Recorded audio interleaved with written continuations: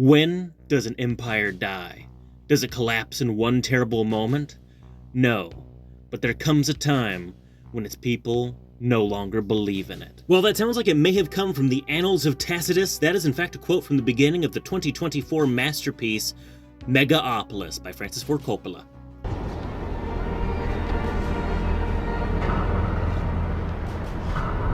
Time stop!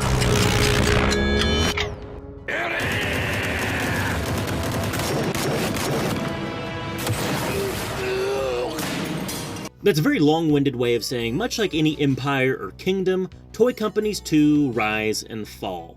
If you look way back in the day, there are some toy companies that don't even exist on the map anymore, like Ideal or Knickerbocker or Galoob. But through those trials and tribulations, there are still some toy companies that stand to this day. Two of the biggest heavy hitters are Mattel and Hasbro. Now, back in the mid to late 70s, the big dogs on the block were Mego, Mattel, and Hasbro. But there was this little up-and-comer that really knocked it out of the ballpark with one home run slam dunk hit called The $6 Million Man. Oh yeah, and Star Wars. Kenner's absolutely insane success with Star Wars hit the toy industry like a freight train, and all the other companies were in a mad dash scramble to get the next new hot property. Infamously, Mego produced figures for Disney's The Black Hole, as well as Star Trek The Motion Picture. However, Mattel went in a different direction. Instead of the big screen, they went for the small screen, with Battlestar Galactica. The 1970s Battlestar Galactica really doesn't get brought up in discussion too much these days, mostly because its place in the cultural lexicon has been completely taken by the Sci-Fi Channel reboot starring Bo-Katan. I mean, Katie Sackhoff, who is... That's right, baby, she's from Portland, Oregon. It's been a while since I hit you with that Northwest connection, but they just keep coming back. What's the weirdest thing you ever autographed? A boob. Yeah, me too. Yeah. It says a lot about the characters I play that I'm also signing boobs. Little skinny, isn't she? Rewinding here, the 70s Battlestar Galactica had some serious credentials behind it.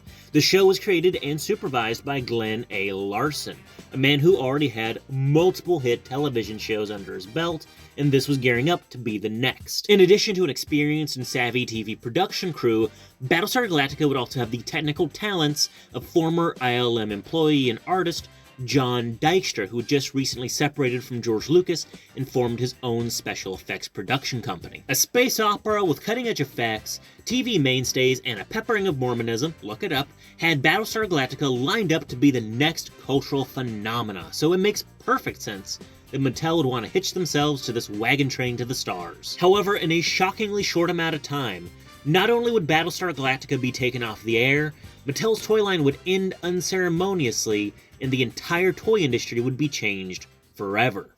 This is 1978's Mattel Battlestar Galactica Cylon Raider with its original Cylon Centurion minifigure. Now, the Battlestar Galactica toy line began with an inaugural wave of 3 3/4 inch action figures, as was the style at the time.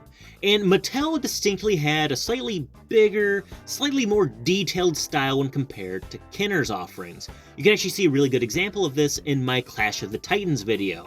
And while you're over there, go ahead, like, comment, subscribe, and do all the other YouTube things. However, unlike their primary competition of Star Wars, Mattel didn't offer any vehicles for their 3 3/4 inch figures.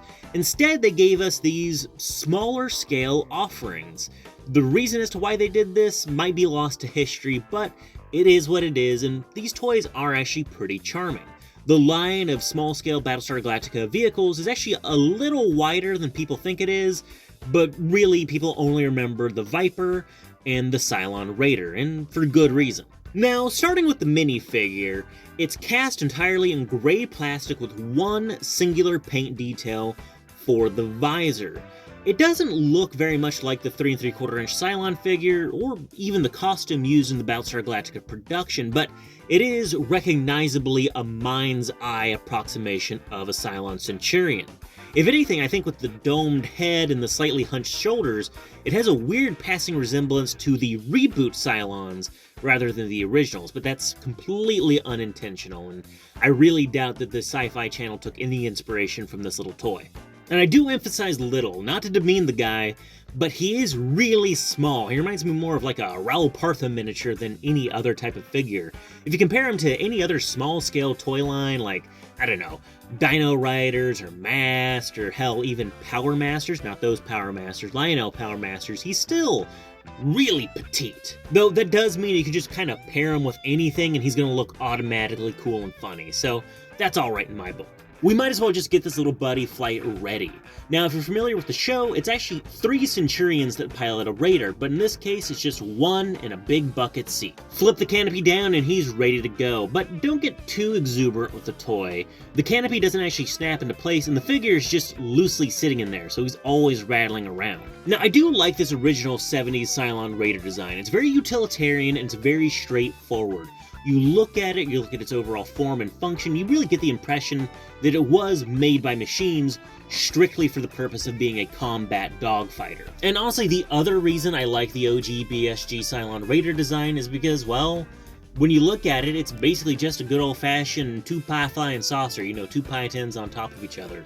And as somebody who is endlessly amused and entertained by UFO alien conspiracy theory bullshit, it really does speak to me. And honestly, I think it spoke to the original writers of BSG as well, because if you look at that original show and even the Sci-Fi Channel reboot, there is so much UFO conspiracy theory and ancient aliens mythology woven throughout it. It's kind of crazy. I'm about to go on a tangent real quick, because this is the only time I'm going to bring it up until I do a full Battlestar Galactica 3 3/4 inch video. So let me lay down this beat, see if you dig it. In the original production notes, you know, like the story bible for the 70s Battlestar Galactica, the Cylons as we see them, you know, the Centurions, the IL Lucifer series, the Imperious Leader, those are not actually the Cylons. See, the actual Cylons were a race of reptilian aliens who had a vast interplanetary empire and created the androids as a military force, but much like any good sci-fi series, those robots rebelled, drove their creators to extinction, and formed a new empire in their place. And I know that sounds dangerously close to something written by L. Ron Hubbard, but trust me, that actually is the deep lore. It's just very, very deep, to say the least. That tangent was there because I wanted something fun to talk about before I got to the not-so-fun part of this video. See, you might have noticed I glossed over the action features of the Cylon Raider. You can actually extend the sides of the saucer section to reveal missile pods, and these missile pods have firing projectiles. That's right, this is the original version of the 1978 Cylon Raider. These red plastic missiles, which may have also been cast in yellow for early test market releases of the Raider, are very small, they're very aerodynamic, and they have a lot of force behind them. Believe me, the springs in those missile pods are not weak at all. In fact, the tooling for these missiles actually come from Popey Bondi, as they can also be seen on the imported Chogokin figures for the mid-scale Shogun Warriors line, specifically Neptune. But of course, the use of these missiles in the Battlestar Galactica line wasn't limited to the Cylon Raider. They were also most infamously used with the Colonial Viper. In late 1978, early 1979, there were 2 separate incidents of children playing with the Colonial Viper, toggling the missile firing mechanism, and inhaling the projectile. One of the children did survive with emergency surgery, however the other did not, and this resulted in a massive lawsuit against Mattel. There are surviving court documents online that provide further details on the suit, including some very, we'll say interesting phrasing. Certainly not phrasing I would have used if I was a lawyer, but then again, I didn't go to law school. I went to school for heterodox economic theory, and that theory tells me, recall those toys, which is exactly what Mattel did. Don't touch my stuff! Hey, this isn't the YMCA. In an effort to cover their ass in the midst of court drama, Mattel issued a recall on all Battlestar Galactica Vipers and Raiders, offering kids and parents a shiny new, please don't sue us Hot Wheels car in return. The Cylon Raider, Colonial Viper, and all future Battlestar Galactica vehicles will be reissued and reintroduced to toy store shelves with newly tooled, non-removable firing missiles. They just kind of pop out a little bit and go right back in. Even with the newly retooled and safety-tested vehicles, the public understandably lost some faith in Mattel and lost interest in the Battlestar Galactica toy line, causing it to plummet in sales. Not helping was the fact that ABC had actually canceled Battlestar Galactica. Completely unrelated to this event, it was because it was just too expensive to produce on a TV budget. And an incident this egregious sent shockwaves throughout the entire toy industry. Safety regulations changed forever because of this, and tons of toy lines were affected, most notably Japanese import toy lines. A lot of the super robot toys of the time had firing missiles and other spring-loaded mechanisms. A prime example of this is the Transformers. When they were originally released in Japan under Diaclone and Microchange, they had powerful spring-loaded mechanisms and missile launchers. However, when they were imported into the US as Hasbro's Transformers, the springs were completely neutered, resulting in very flaccid missile-firing action. But of course, I'd be remiss if I didn't mention how this affected a rival toy company, Kenner. Around the same time in 78-79, Kenner was developing the infamous rocket-firing Boba Fett. Now, Kenner had originally advertised the mail-away Boba Fett as having a missile-firing function. However, when the Battlestar Galactica incident occurred, Kenner designers were in a mad dash scramble to figure out a way to make the missile-firing function meet changing safety standards. This resulted in a couple of different variants of the rocket-firing Fett figure, including the J-slot firing mechanism and the L-slot firing mechanism, but really, Kenner's design staff decided just to scrap the idea completely. A non-removable missile was tooled into the figure sculpt work, and when you received them in the mail back in the day, you also got an apology letter. And let me be clear, virtually speaking, nobody, and I mean nobody, had a rocket-firing Boba Fett back in the day. The only way you would have gotten it is if your auntie worked at Kenner and stole it from the R&D department, or you were in Mexico and had the Lily Letty removable rocket Boba Fett. I think this might be the earliest example of a Mandela effect in toys.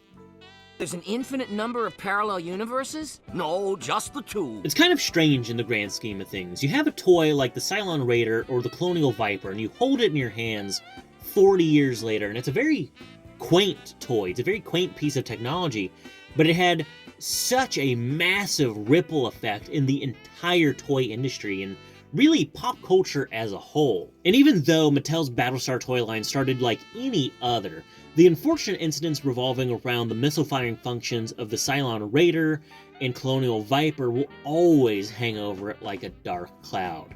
It was just a complete and total calamity that forever affected the toy industry.